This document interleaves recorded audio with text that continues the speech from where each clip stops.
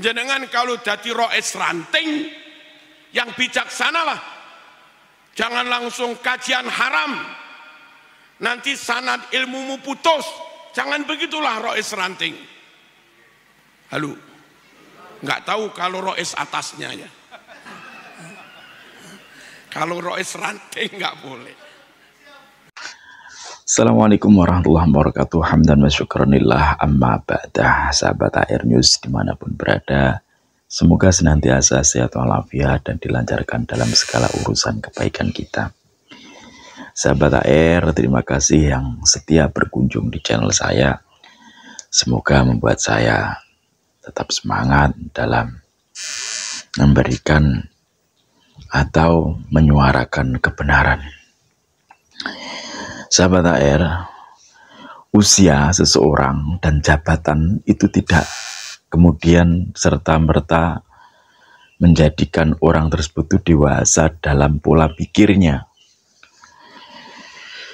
Usia dan jabatan terkadang malah membuat lupa, terkadang malah membuat gelap mata, gelap hati, lupa diri. Dan ini yang saat ini terjadi di tubuh PBNU.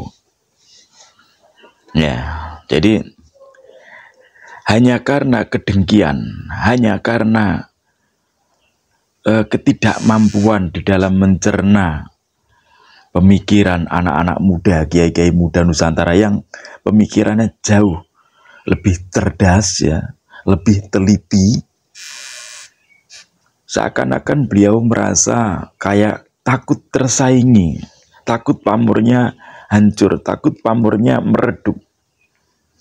Padahal ketika justru beliau itu kok seumpama lebih bisa arif dan bijaksana dalam mengambil keputusan, justru disitulah sebenarnya beliau itu malah kemuliaannya terlihat gitu ya, kemasyurannya nampak gitu ya, kealimannya juga kelihatan. Akan tapi karena saking demennya terhadap atau saking cintanya terhadap para habaib dan cinta butanya terhadap para habaib, atau mungkin justru karena kenikmatan yang dinikmati selama menjabat menjadi rois am, sehingga beliau tidak ingin ada seseorang pun yang menggantikan di situ. Padahal seperti yang kita lihat, beliau itu apa ya, dari segi kemampuan beliau itu sebenarnya masih banyak yang lebih mampu, kiai-kiai muda itu ya, lebih banyak yang lebih arif dan bijaksana. Oke, kita simak saja bagaimana kita menyikapi antara orang atau seorang ulama yang dituakan dengan seorang ulama yang masih muda dalam menyikapi polemik nasab ini. Kita lihat aja dan bagaimana cara penyampaiannya, tutur bahasanya, ya, kesopanannya, ya, akhlaknya. Nanti bisa kalian bandingkan dalam video ini. Semoga video ini dapat menjadikan kita menjadi pribadi yang lebih baik, lebih menjunjung tinggi nilai-nilai kearifan lokal. Wallahul muwaffiq ila aqwamit thoriq. Assalamualaikum warahmatullahi wabarakatuh. Salam NKRI. Nah, kalau yang nantang-nantang suruh bawa kitab yang ada pada zaman itu, pertanyaannya, kamu itu orang pintar apa orang bodoh? Berarti ngelencermu kurang adoh, ya. Ngelencermu, pelesirmu itu kurang jauh. Apa tidak tahu situasi pada abad ke-5 ke-6 itu? Situasi ini kok minta-minta? Ya cukup. Apalagi kalau masalah nasab itu sebetulnya ya, yang sudah masyhur dan fakih-fakih kita itu cukup istifad syuhra wal istifadah. Kalau tokoh-tokoh masyarakat sudah masyhur di situ, mengakui sampai beliau-beliau itu wafat, ya. Wafat, tidak ada yang ingkar, tidak ada yang menolak lah, tidak ada. Nah, kalau namanya menolak ya ada orang, tapi nolaknya itu benar apa bohong-bohongan? Nolaknya itu nolak yang batil, karena godob-godoban, karena benci-bencian, karena tidak berdasar ilmu, ya itu banyak. Memang yang suka begini ini biasanya Wahabi, Syiah. Muridnya Albani itu namanya Sukri Murad, Murad Sukri apa Sukri Murad. Itu juga, dan itu yang banyak dipakai di Indonesia ini, ditiru-tiru, nolak. Jaga kehormatan kiai-kiai kita, memuliakan guru-guru kita. Kalaulah guru-guru kita yang ingin kita muliakan itu belum sepaham dengan kita, maka saya memohon agar para saudara-saudaraku yang mendukung tesis saya itu juga tetap untuk mendepankan nilai-nilai akhlak, nilai-nilai moral kita sebagai warga NU, terutama di dalam bagaimana kita mengkritisi orang-orang tua kita yang masih dalam tanda kutip membela klan Ba'alwi.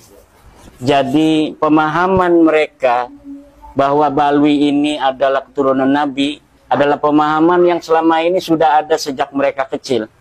Akan sangat sulit, membutuhkan waktu untuk kemudian berbalik arah.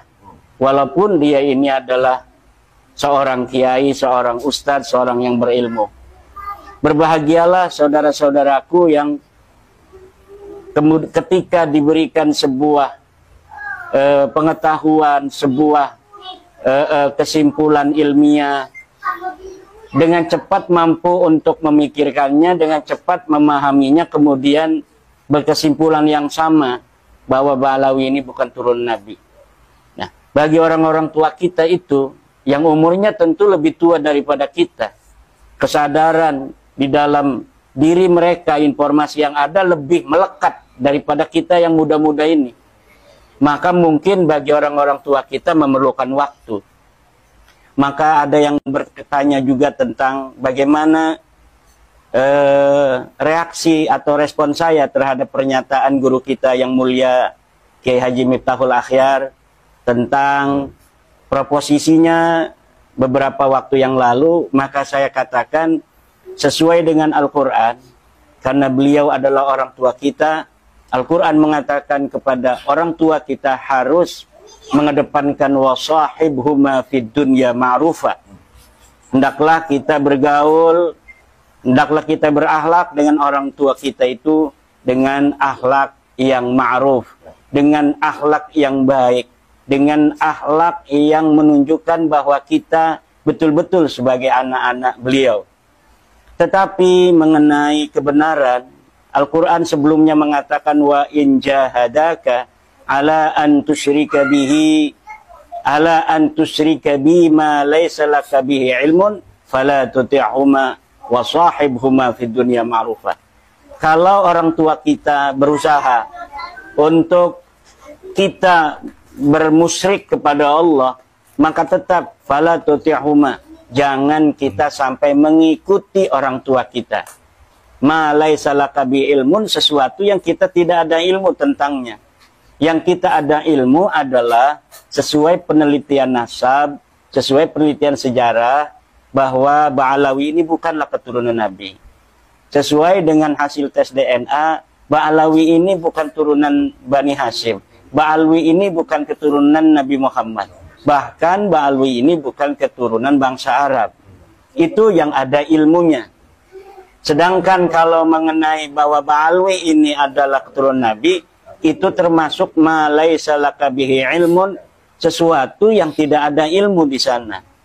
Karena dari abad ke-4, ke-5, 6, 7, 8, 9 sama sekali tidak ada ulama nasab yang menyatakan Ubaid ini anaknya Ahmad bin Isa, Ubaid ini turunan Nabi, itu tidak ada.